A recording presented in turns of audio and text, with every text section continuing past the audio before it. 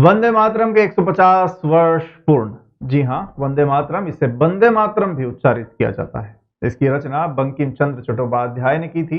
वंदे मातरम पहली बार 7 नवंबर 1875 को साहित्यिक पत्रिका बंग दर्शन में प्रकाशित हुआ था और बाद में इसकी अमर कृति आनंद मठ 1882 में शामिल किया गया।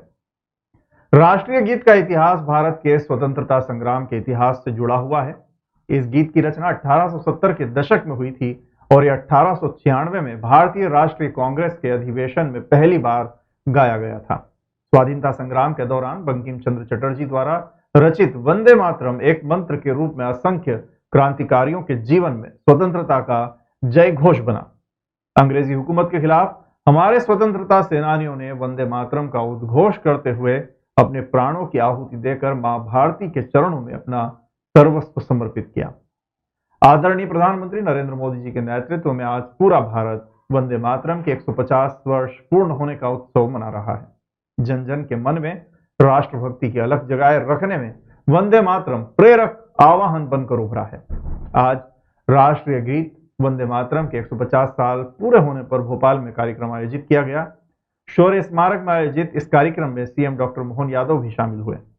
यहां पीएम नरेंद्र मोदी के कार्यक्रम का सीधा प्रसारण किया गया था।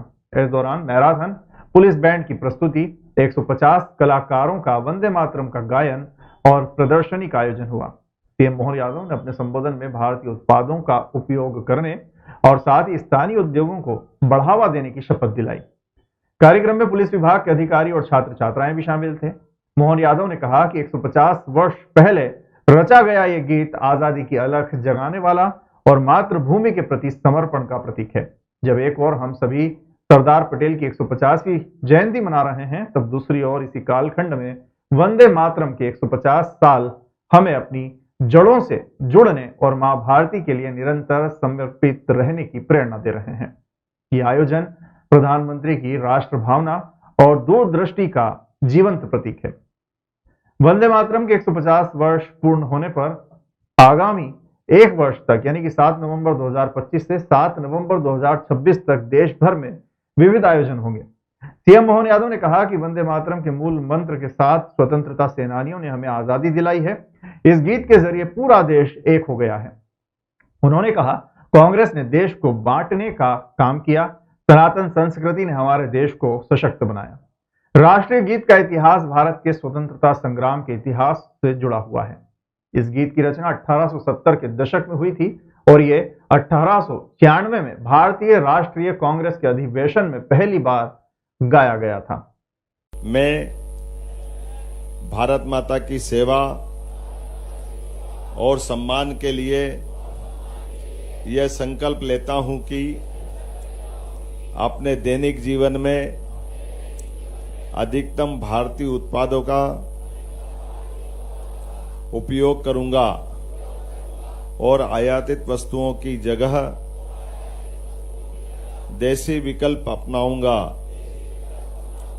घर, काम और समाज में भारतीय उत्पादों को प्राथमिकता दूंगा। गांव, किसान और कारीगरों का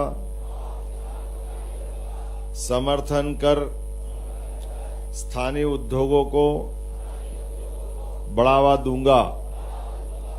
युवाओं और बच्चों को स्वदेशी अपनाने के लिए प्रेरित कर नई पीढ़ी तक इसका महत्व पहुंचाऊंगा।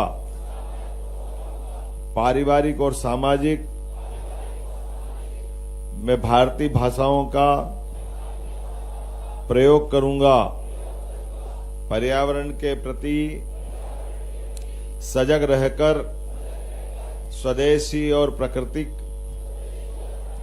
अनुकूल उत्पादों का प्रयोग करूंगा और देश के पर्यटन स्थलों को प्राथमिकता दूंगा।